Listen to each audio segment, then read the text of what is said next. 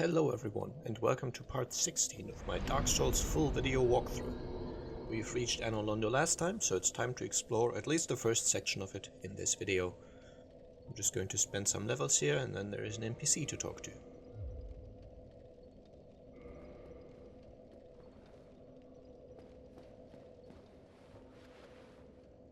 Well, you are a rare visitor. Welcome to the lost city of Anor Londo, chosen undead. If you seek Lord Gwyn's old keep, exit here and head straight yonder. If you are the chosen one, a revelation shall visit thee. What follows thereafter depends upon you. What is it? What am I? Well, I am the keeper of the bonfire. If not for me, what beacon would there be in this lost city? A gatekeeper and a guide. That is my calling. The bonfires attended by the keepers are special. They are linked to one another, and their flames never die. Yet never shall the keepers of these flames meet. If you require rest, now is the time. That is, after all, what the bonfire is for. As you saw, you could also reinforce your Estus flask there if you didn't already and you have some Firekeeper souls left over. Now first I'm going to go into this room which I just ran through at the end of last episode. When arriving here with all the souls from Iron Golem, it makes sense to just go to the bonfire quickly, but now we're all safe and sound, so we can go and explore. Now these guards can be dragged out individually.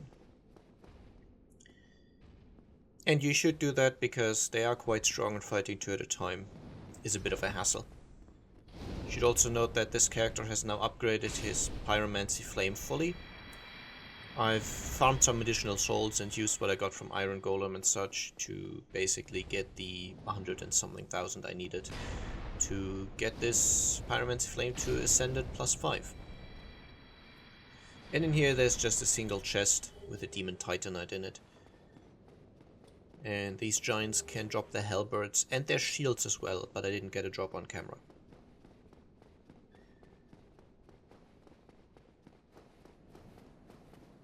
If you go back further, you can actually use the gargoyles to go back to Sen's Fortress, but there's no reason for me to do it at least, so I'm not going to go there. Now this room is very similar to the one on the other side, except there's two chests, but you can still get these two guards by themselves quite easily. Just advance slowly on one side and they will come to you individually.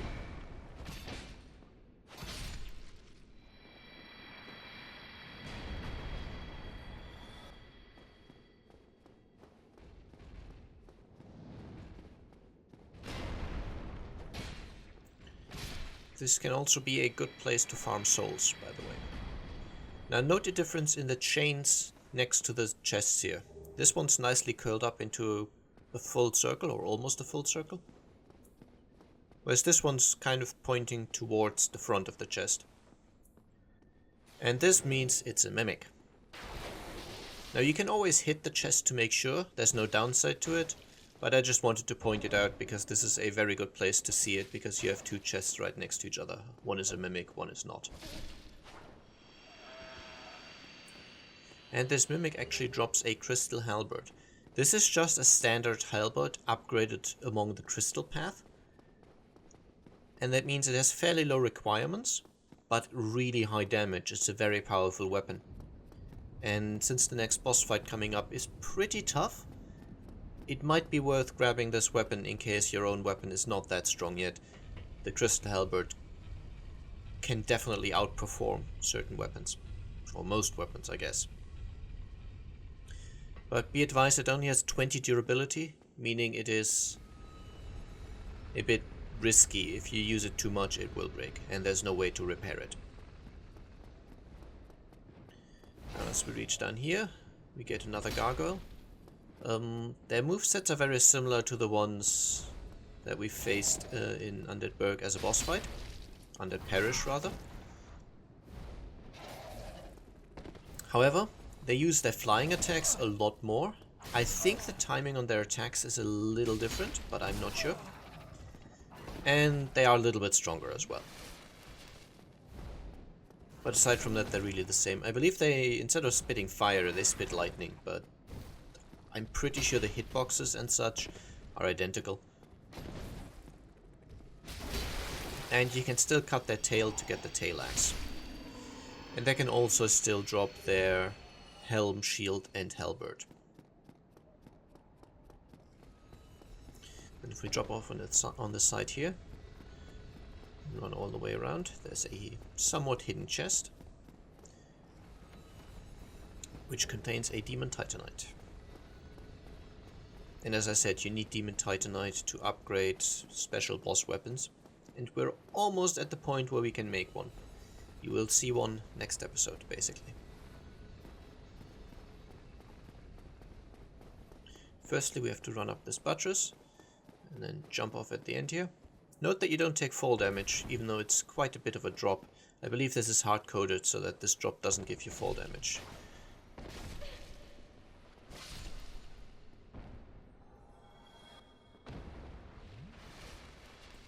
And here we have to walk across the rafters in this huge room. It's somewhat difficult, because precision walking on tight platforms is not really what the game's engine excels at, to put it mildly. But you can make it quite easy on yourself, and I'll show you a little bit of a trick to get past this section. So when you reach about here, the Painting Guardian towards the end there will aggro onto you. And if you just stand pretty much exactly where I'm standing, almost always he will try to jump at you across the corner and just fall to his death. You can then hit this chain to make the chandelier drop down. We'll get to that in a bit. Again, stand right about here. It doesn't always work, as you can see here. He decided not to use his jump attack, but it's quite common.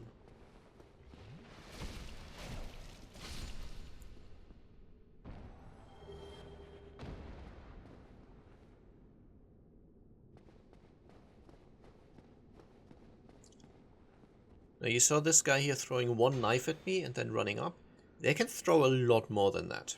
When recording this episode across my characters, I think the most I've had was one of them throwing 14 knives before deciding to run up to me into melee range.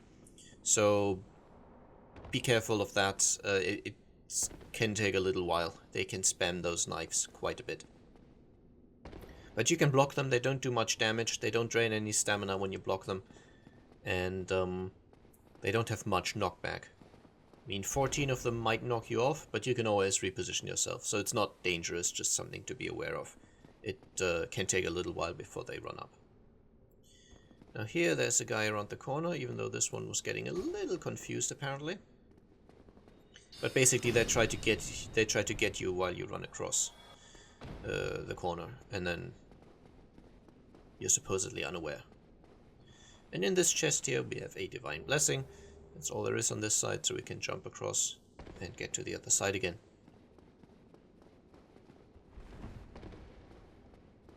And yeah, I suspect this one's not going to surprise anyone.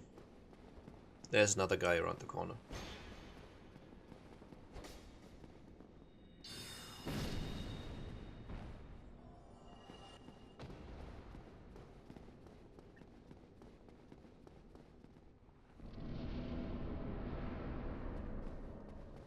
And that's the rafter section. Unless you make a mistake somewhere, you are not going to see this section again. There's really no reason to return there if you grabbed all the items and got the chandelier down. And then we can move this huge elevator spiral staircase combination down one level, and this basically means we don't have to go through the rafters anymore. This also makes another gargoyle spawn, or rather it opens the path for the other gargoyle to attack us. I believe it's actually possible to kill him with ranged attacks before moving the staircase down, but I never felt it was necessary. As I said, these have a little bit more health and a little bit more damage than the ones you encounter as bosses. but they're still reasonably basic. For some reason, I seem to struggle a lot more with these than with the boss version, but yeah, it's not too difficult. You should also note that this is the last of the gargoyles. There's 4 in total, 2 as bosses, 2 more in this area. And the last one will always drop any of the gargoyle items that you haven't gotten yet. So the shield, the halbert, and the helm. Any of those 3 you haven't gotten yet, he's guaranteed to drop. He might drop ones you've already gotten as well, but after you've killed the 4th one, you're guaranteed to have gotten at least 1 of everything. Now this room is filled with painting guardians, and that's why you should be quite careful and move slowly, aggro 1 at a time.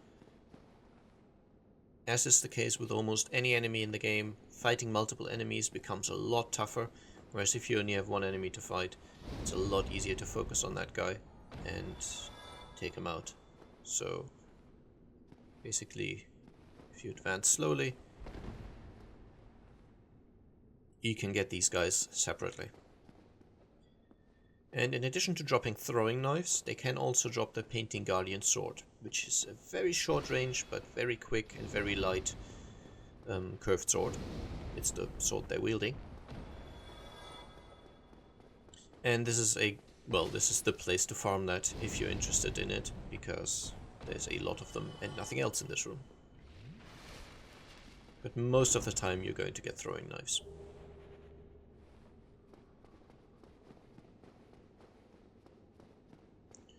There's one guy hiding around this pillar here. And I've called them Painting Guardians. That is because in the other end of this room there's a huge painting, which we will see in a bit. And that's quite a special painting, and we'll see why also in a little bit. Firstly though, more enemies to draw out.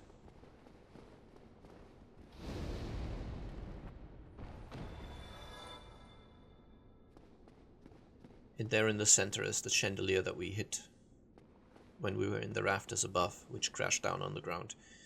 And the reason to do that is there's an item on it, which you can only get by, well, doing this.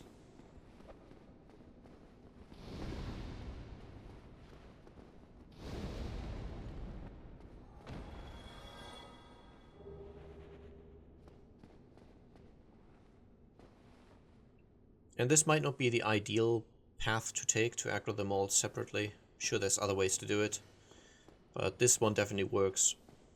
And again, having more than one of these, it's probably not too bad, because you can usually manipulate one of them to stay at range and just throw the knives, which aren't too bad. But yeah, in melee range, they can definitely cause a lot of damage, because they are very quick and can dish out damage very, very fast.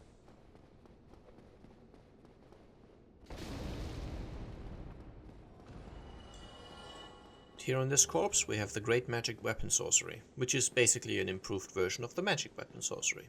Pretty obvious.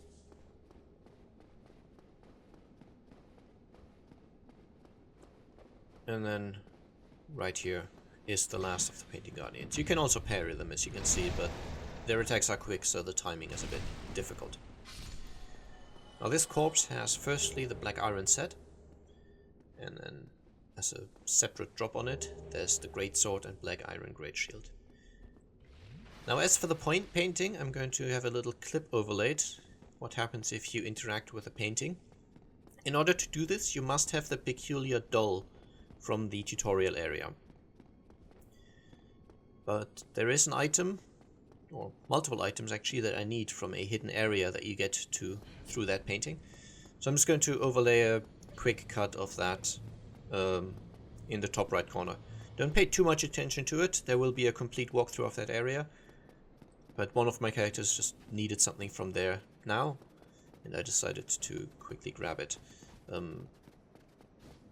It's not very relevant.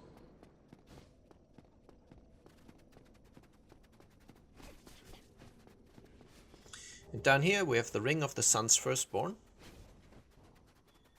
This is a pretty cool ring for faith builds, because just like the Bellowing Dragon Crest ring, which boosts the strength of sorceries, This one boosts the strength of miracles. In the meantime, you can see Snatch here dealing with an undead dragon. This will take a little bit of time. And in the main game, I'm making my way back to the standard progression, I guess. Getting the Sun's Ring down there. I mostly did that now because I could, and it is nice for the miracle-based character. But generally that area, there's something more to be seen down there, but I will get to that later. I'm now taking the staircase up one step and moving forward, I guess, the proper way.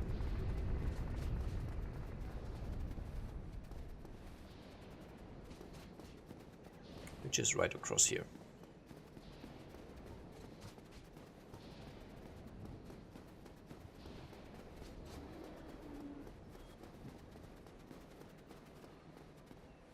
And there I got the blood shield on the thief from Snatch. And that's one of the items I wanted to get from this little excursion. While my pyromancer is fighting two more of the guards, pretty much the same as they were before. Who art thou? One of us thou art not. If thou hast misstepped into this world, plunge down from the plank and hurry home. If thou seekest eye, thine desires shall be requited not. Thou must returneth whence thou came. This land is peaceful, its inhabitants kind, but thou dost not belong. I beg of thee, plunge down from the plank and hurry home. Now you could skip that boss. You can just walk past her and jump off to leave this world, but I want her soul, and that means I have to kill her. Again, I'm speeding this up because there will be more complete walkthroughs of the area and the boss. And these Batwing demons, these gargoyle looking things, are quite annoying because their spears do lightning damage. So blocking them, I still take quite a bit of damage. They do, however, have no poise and are very easily knocked back when they take damage. Yeah, that's the end of the excursion. I got Priscilla's soul, and I can now leave the area and it will take me back to the painting.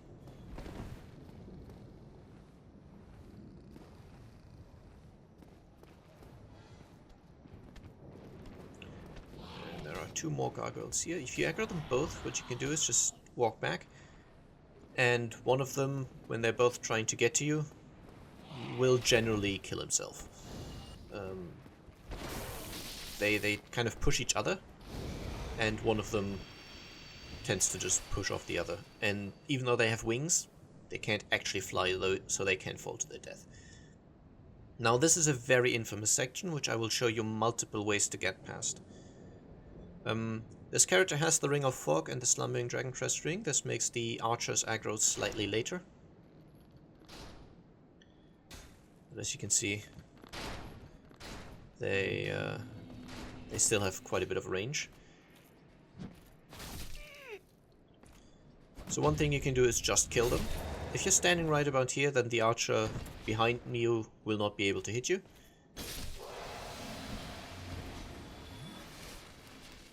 So just parrying or damaging them or anything really can work. Let's see that in just a second. This is a timing thing. I can not parry that attack well, but yeah, it's fine. Obviously the main danger here is falling off or being knocked off, and we'll get to more of that. So this is the most standard way. Incidentally, I have no idea why I took fall damage here. Kind of randomly glitched out, I guess. And behind the other guy there's a soul of a hero. If you're not certain about this, just killing the first archer that I killed and then running around the corner is advisable. Those 10,000 souls are not worth it. Just leave the other guy be if you're not certain you can take him, basically. Okay, now another way. This is my mage using Hidden Body. And also the Slumbering Dragon Crest Ring. Now, Hidden Body looks quite similar to the Ring of Fog. I am transparent and kind of invisible, but it's lots more effective. As you can see right here, I have Hidden Body active, and that archer still hasn't seen me. I can go into lock-on range and start shooting magic at it, and it still didn't see me. So Hidden Body is a lot more powerful. However, it also has a very limited duration, obviously, so... I now became visible again.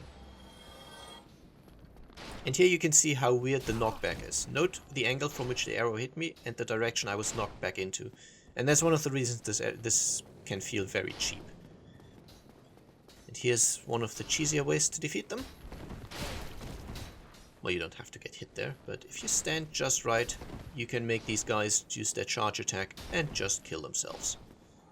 Just go into a safe spot here to heal. And this also works on the other archer. You want to get close enough that they switch to the sword and shield, and then you can use the corners where they think they can get to you, but they really can't. Okay, now for the most cheesy way, which is why I bought some poison arrows on some of my characters. You can't do damage to them at this range, because even with the longest range bow and arrow, the damage at this range has been reduced to 0. But the poison effect from the poison arrows is still applied. So you hit them twice, and they just start taking poison damage. And then it takes a little while, you just have to wait. I've obviously sped this up because it's pretty boring. But they can't get you here, but you can get them. And you can basically use their own poison against them and snipe them from far enough away. And then you can just wait. I guess make yourself a cup of tea or something. This takes a minute or so in real time for them to die. But yeah, it takes 2 poison arrow hits to get them to be poisoned. But you might want a few more arrows than just 4 in order to get your aim right, because it's a little finicky to hit them. And there the first one died. Second one will follow shortly, and then it's a completely safe walk up this buttress to get to this fog gate. And now we're almost done. You want to take an immediate left, and there's a bonfire and an NPC. Oh, there you are. You've been quiet these days. Smooth summoning out there. Anytime you see my brilliantly shining signature, do not hesitate to call upon me. You've left me with quite an impression. I would relish a chance to assist you. You really are fond of chatting with me, aren't you? If I didn't know better, I'd think you had feelings for me. Oh no, dear me, pretend you didn't hear that.